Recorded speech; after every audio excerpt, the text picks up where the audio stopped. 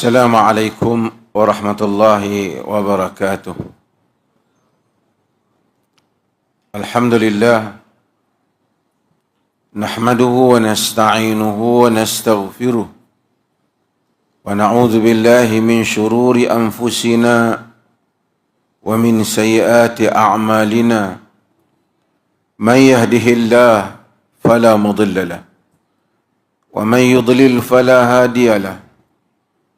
أشهد أن لا إله إلا الله وحده لا شريك له وأشهد أن محمدا عبده ورسوله أما بعد. Hadirin dan hadirat yang dirahmati Allah, alhamdulillah kita sambung semula kuliah kita ini. Minggu lepas tak sempat kerana ada mesyuarat khas Jawatankuasa Fatwa untuk mendengar penerangan daripada pihak MAIPS berhubung dengan isu zakat. Jadi mesyuarat itu berlaku pada hari Khamis dan kita telah mendengar. Ramai orang tanya, saya tak mau ulas lah ke? Saya kata, biar MAIPS lah yang ulas, kerana ini urusan di pejabat MAIPS. Secara umumnya, Jawatankuasa Fatwa mendengar dan ada beberapa pandangan dan juga mendengar daripada sudut pengurusan dan seumpamanya. Oleh kerana bidang ni ialah bidang MAIPS, dan berada di bawah pejabat MAIPS sepenuhnya, maka biarlah pihak MAIPS yang akan membuat kenyataan-kenyataan berhubung dengan apa yang berlaku. Dan setakat yang saya faham, daripada apa yang hal yang terjadi ini, tidaklah dibabitkan MAIPS, dan sebahagian angka-angka yang disebut dalam media itu juga tidaklah tepat. Dan ini tak apa, biar pihak MAIPS yang mengurusnya. Kemudian pada hari Jumaat yang lepas, saya pergi ke Uzbekistan kerana ada janji dengan Gubernur Samarkand. Gubernur Samarkand untuk bertemu dengan Gubernur Samarkand dan juga Timbalan Gubernur dan pimpinan di Samarkand. Jadi saya pergi ke sana melihat Uzbekistan ini. Saya dah banyak kali pergi ke Uzbekistan. Ada perubahan yang besar. Sudah saya kira lebih kurang 8 tahun sejak kali pertama saya dijemput oleh kerajaan Uzbekistan untuk pergi. Kali kedua dia lantik saya jadi duta pelancongan Islam dia. Walaupun tak adalah gaji, tapi selalulah diberikan kemudahan untuk saya pergi ke sana. Cuma saya nak sebut beberapa hal sebagai kempen lah. Uzbekistan ini ialah negeri yang cantik, terutama di dalam seni, art. Di segala sudut negara dia itu kita akan dapat lihat keindahan, khususnya di sudut seni, bina dan perhiasan di dinding-dinding mereka. Corak-corak yang indah. Tapi barangkali itu ada di negara-negara lain juga. Cuma yang menarik Uzbekistan ini, banyak tokoh-tokoh ilmuwan Islam yang ada di sana. Di sana ada makam Al-Imam Al-Bukhari, dan dia memang orang sana.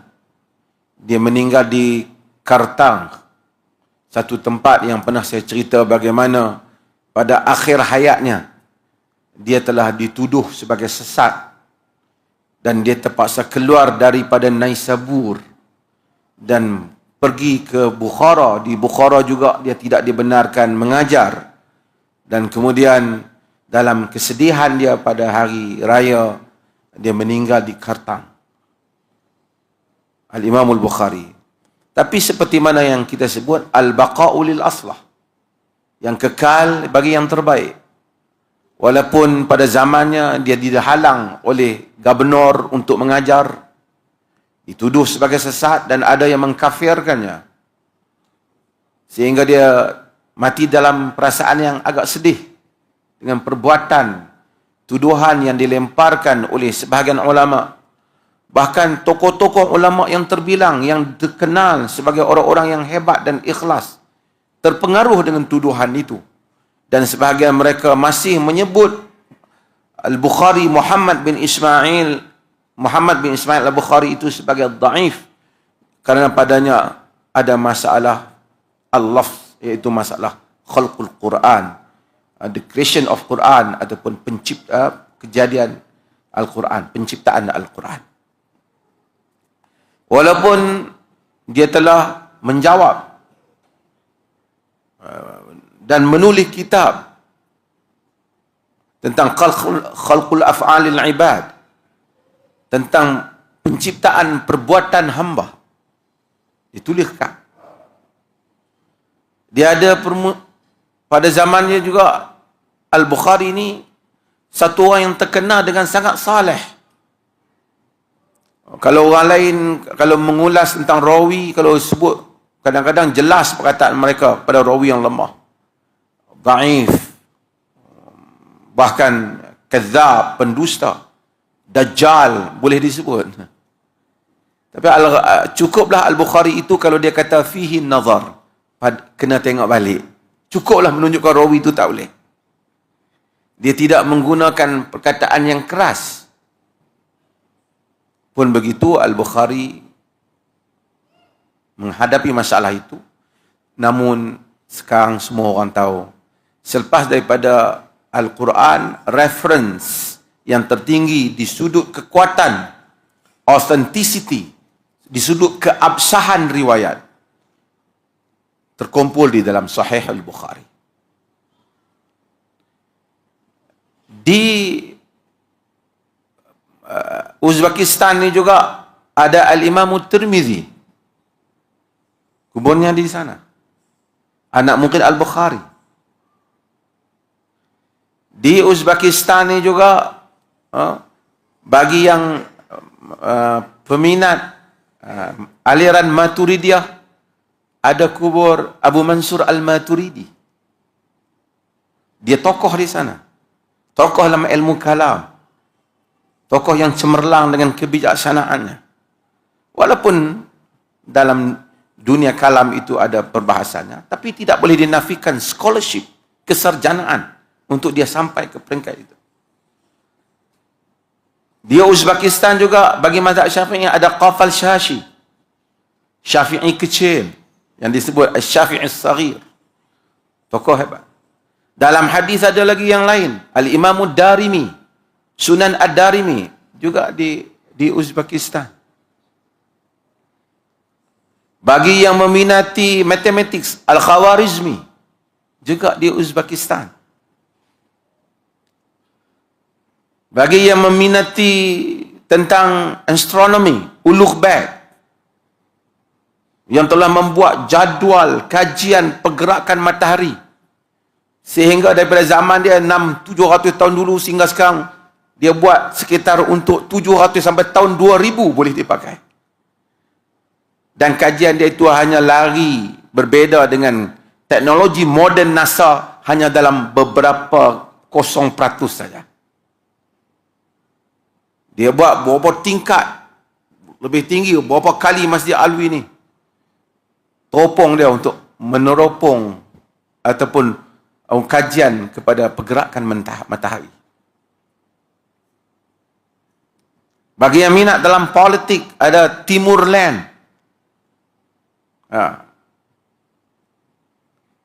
Yang merupakan tokoh penakluk.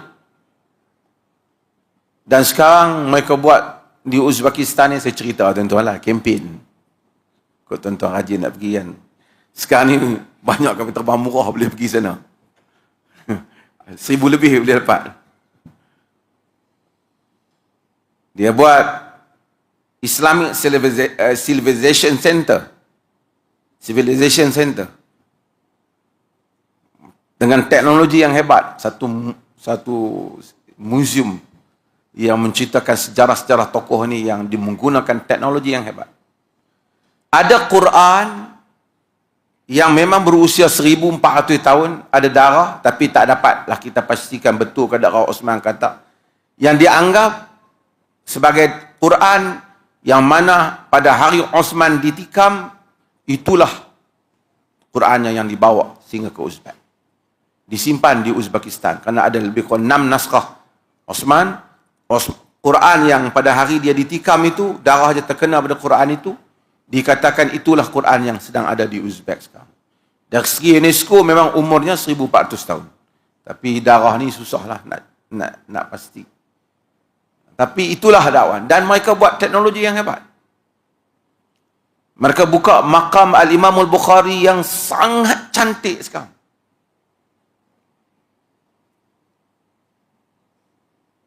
Boleh pergi untuk melihat negara ni.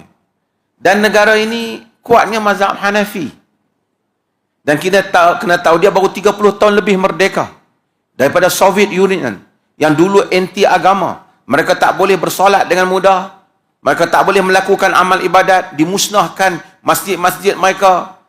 Masjid-masjid dijadikan tempat kambing, tempat lembu, tempat tentera. Sehingga kan kita tahu tempat Al-Imam Al-Bukhari itu kembali dibuka kerana permintaan Soekarno. Syarat Soekarno apabila nak melawat Soviet Union, nak melawat juga kubur Imam Bukhari. Terpaksalah kerajaan Soviet membersihkan kubur itu untuk membolehkan Soekarno pergi. Saya ingat cerita ni, orang Indonesia reka, memang benar. Kisah itu benar. Katanya Soekarno mendengar cerita itu di Mekah. Daripada orang-orang yang bercerita padanya, jadi barangkali dia pergi umrah ataupun haji. Sebelum itu, lalu dia mensyaratkan, kalau dia pergi, dia nak tengok tempat Imam Bukhari. Pada ketika itu, dia hanya jadikan kubur tempat itu sebagai tempat tentera dan tempat yang terbiar. Sehingga terpaksa dibersihkan. Saya kenal sebahagian teman-teman daripada Uzbekistan menceritakan pada zaman Soviet, kalau pergi ke bandar ditahan oleh tentera, kalau dia mengaku dia kata dia percaya pada agama, bukan saja dia, keturunan dia di rumah pun dikutip. Pun mereka survive. Tentulah masa 8 tahun dulu saya pergi, saya tengok masjid tidak begitu ramai ada subuh, biasanya subuh lah kita tengok. Tapi sekarang ni subuh pun hampir penuh masjid, ramai. Mereka mazhab Hanafi. Dan mereka berbangga dengan Al-Imam Al-Bukhari. Tapi saya kata scholarship tak apa. Kalau tuan-tuan pergi sana, tuan-tuan akan heran. Semayang subuh masuk pukul 3.20. Mereka akan azan pukul 4 lebih. Ataupun hampir-hampir pukul 4. Kemudian dekat-dekat pukul 5 baru dapat semayang. Demikianlah mazhab Hanafi ini dia melewatkan. Dan mereka sangat pegang mazhab Hanafi. Masa awal saya pergi, saya nak jamak solat. Ada sebahagian daripada kawan-kawan ustaz-ustaz sana lah, dia kata kalau boleh minta jangan jamak. Dia pun ni tak faham, kerana dalam Hanafi tidak ada jamak, ada qasar sahaja, melainkan dalam haji. Dan dia pun sangat tidak dapat terima kalau orang luar daripada Hanafi. Tapi kita tak boleh nak tekan mereka, kerana itu mereka masih baru suasana mereka. Itu pun alhamdulillah mereka kembali. Mereka bangga Imam Bukhari, dan mereka mungkin terlupa bahawasanya Al-Imam Al-Bukhari itu banyak menulis sesuatu yang menyanggahi mazhab Hanafi. Antara yang ditulis oleh Imam Bukhari adalah juz Raf'ul Yadain fi Salah. Satu risalah dia tentang mengangkat tangan di dalam salat. Kerana dia menolak mazhab atau pandangan ulama-ulama Hanafi, khususnya di Kufah, yang memakai hadis Abdullah ibn Mas'ud yang menyatakan lam yarfa' yadayhi illa fi marratin ula. Nabi tidak mengangkat tangannya melainkan pada kali yang pertama saja. Sebab itulah mazhab Hanafi hanya dalam takbir itu ihram saja angkat tangan. Pergerakan lain tak diangkat. Al-Bukhari menulis kitab khas menjawab hal itu. Dan sedikit berbeza dengan uslub dia yang tadi yang lembut, agak macam tajam menjawab hal ini. Juga al-qiraah khalfil imam, bacaan di belakang imam, ditulis oleh Bukhari juzuknya. Kerana dalam mazhab Hanafi, makmum langsung tak baca Fatihah, sama ada ketika imam dalam sembahyang perlahan ataupun sembahyang yang kuat, langsung tak baca. Al-Imam Al-Bukhari menolak mereka. Tapi Allah takdirkan kuburnya di dalam negeri Hanafi. Tak apa, itu satu persisihan silam. Scholarship, kesarjanaan, keilmuan, sikap yang terbuka, argumentasi, penghujahan, hubungan sebagai satu orang tokoh, ilmuwan. Kena belajar orang Islam, kena belajar bagaimana untuk matang dalam hal ni. Kita beza satu masalah, oh tak boleh. Yang ni dah jadi sesat. Dalam masalah yang begitu furu'. Agama ini saya kalau diizinkan oleh Allah 20 hari bulan, saya akan pergi haji. Jadi kita tangguh lagi lah kuliah saya. Tu malam nanti saya datang juga. Saya ni turun di airport KLIA, pergi ke Kelantan malam tadi kerana melihat sahabat yang uzur, sahabat yang sakit, kemalangan, dan yang salah seorang aktivis yang dahulu selalu merakam saya ataupun mengambil rakaman dan menyiarkan dalam berbagai-bagai bentuk. Dia accident. Jadi saya tak pergi tengok dia. Saya turun airport KLIA, terus pergi. Sampai pukul 11 ke rumah dia. Pagi tadi awal-awal, saya terus balik. Kerana malam ni ada kuliah. Kalau tidak, saya memang nak pergi makan nasi dagang apa lagi lah. Tapi memandangkan takut tuan-tuan marah, malam ni ada kuliah dan ada juga jamuan untuk semua orang yang terlibat dengan perkampungan sunnah. Saya pergi tengok sahabat ni kerana dia dulu banyak jasa dia merakam banyak video-video saya dan orang lain juga. Saya ni sebenarnya tak ada apa pun. Apalah sangat jasa saya ni yang menyebabkan ramai orang dapat tengok video-video ni ialah perjuangan mereka-mereka ni seperti Pro Media Tajdid, Suara Sunnah dan banyak lagi lah yang merakam dan mereka menyiarkan, ramai orang boleh tengok.